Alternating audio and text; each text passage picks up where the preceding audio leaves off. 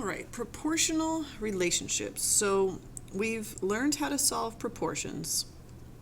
Now we're going to kind of look at data and be able to tell if they are proportional. So could we have used a proportion to solve any missing numbers, really? Okay, so the definition says two quantities are proportional if they have a constant ratio or unit rate. What does that mean? Well, constant just really means equal. So if the constant ratio means that they have equal fractions. Constant unit rate means they have equal unit rates. So really, if you can reduce it down to the same thing, that means they're proportional. What do I mean? Let's look at an example here. All right, so the example says, Ms. Smith is throwing a pizza party. Pizza Gut charges $8 per medium pizza. Here is a table that represents the cost for different numbers of pizzas ordered. So you get one pizza, $8, two for $16, three for $24, and so on. Now you can probably tell this is proportional. Here's why. What you're going to do is you treat these as if they were fractions. So I kind of wrote them out here. And you reduce them if you can. So 8 over 1 is going to stay 8 over 1. 16 over 2 you can reduce. 24 over 3 you can reduce. You can reduce. If they all reduce to the same thing, then you have proportional data. Okay? That's really all you're going to have to do is reduce fractions. Okay. It says, examples, use the tables to solve the problems. Explain your reasoning. And we're going to come up with one phrase that kind of works all the time. All right, number 1. Which situation represents a proportional relationship between the hours worked and amount earned for Matt and Jane? Explain. Okay, so the work I want to see is you trying to reduce these fractions. Oh, boom. They're already different. As soon as you get a different one, you can stop. This is not proportional. Let's check. The other one better work then. 12 over 1. This can reduce to 12 over 1. This can reduce to 12 over 1. So, which situation? It's Jane's earnings. So Jane's earnings are proportional because, and the phrase we're going to keep using over and over again is the fractions are equal.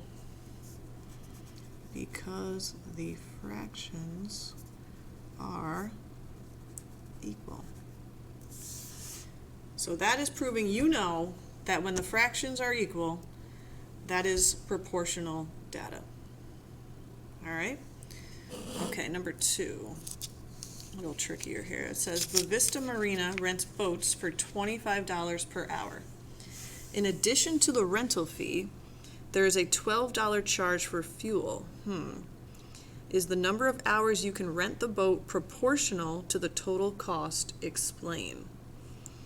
Okay, so pretend we were going to rent this boat for an hour. What would we have to pay? We'd have to pay the $25 and the fuel. So that would be $37. Now, different day. Pretend we were going to rent the boat for 2 hours. Well, that would be $50, right? So it's 25 per hour, 50 plus the fuel. So that would be 62. And then what if we did a different day for 3 hours? That would be 75 plus the 12.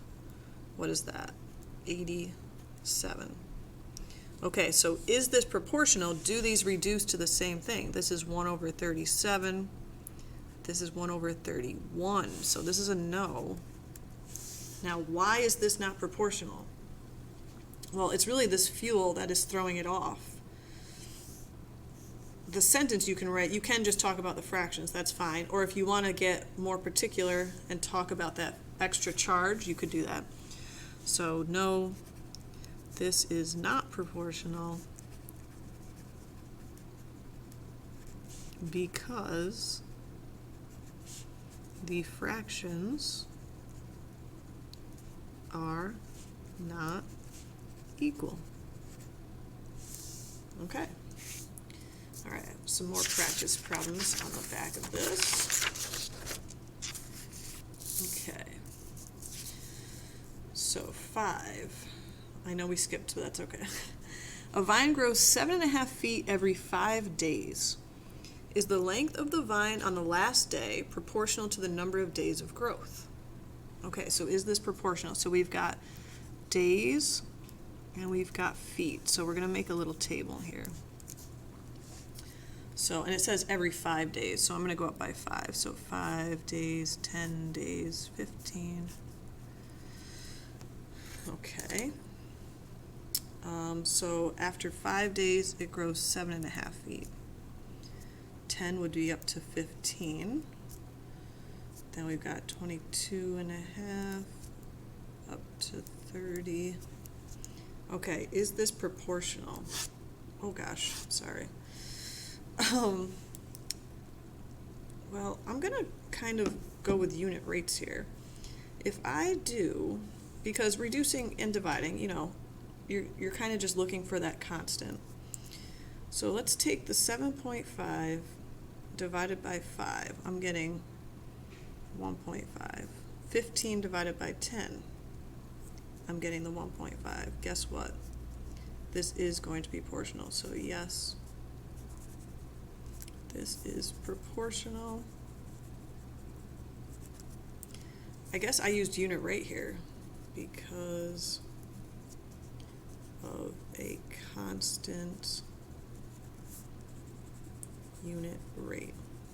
Again though, I mean, you could kind of say this is 1 to 1.5. You could say the fractions are equal again. That would totally be fine. All right. Okay, number 6. On Saturday, Quinn gave away 416 coupons for a free appetizer at a local restaurant. The next day, she gave away about 52 coupons an hour. Is the number of coupons Quinn gave away on Sunday proportional to the number of hours she worked? Okay, what happened on Sunday? Oh, it doesn't say. Oh yeah, it does, the next day. She gave away about, 52 an hour. So yeah, Sunday is gonna work, right? If you're giving away 52 every hour, I mean, there's your unit rate right there. So 104 plus the 52, we're just going up by 52. 156, 208, these all reduce. I mean, it said it in the problem, right? So yes, this is proportional because the fractions are equal. Right? Kind of tell that in the words there. Letter B is the total number Quinn gave away on Saturday and Sunday together, proportional to the number of hours she worked. I think this is going to get thrown off because of that 416 she gave away on Saturday. Because after the first hour on Sunday, she gave away the 52 and the 416. So what is that? 416 plus 52. That's 468. Now we're going to go up by 52. See, and this is where sometimes kids get confused because they look at a chart and this is going up by 52 every time, right? But is it proportional? No, it's not. Because if I try, when you're supposed to check for proportional, you're supposed to try to reduce. 2 over 520 is 1. Look at this. 1 over 260. That doesn't match. So don't go, oh, it's going up by the same thing. It worked for this one because we started at 1 and 52. If you don't start, it's kind of like the fuel one with the boat there. If you have that extra charge, this was like that extra set of coupons before you started being consistent. All right, so just remember from the lesson today, to check for proportional, you are reducing fractions. Okay, so no, this is not proportional. because the fractions are not equal. Okay? All right, a couple more here. 7. The fee for ride tickets at a carnival is shown in the table. Is the fee proportional to the number of tickets? Let's reduce. This is 1-to-1. This already isn't 1-to-1. So no. The fractions are not equal. Can you determine the fee for 30 ride tickets? Well, since there's no consistency, we actually can't, because the unit rate's going to keep changing. You know, it's 1-to-1 here. Let's say, what's 950 divided by, oh, that would be 95 cents per ticket. 1350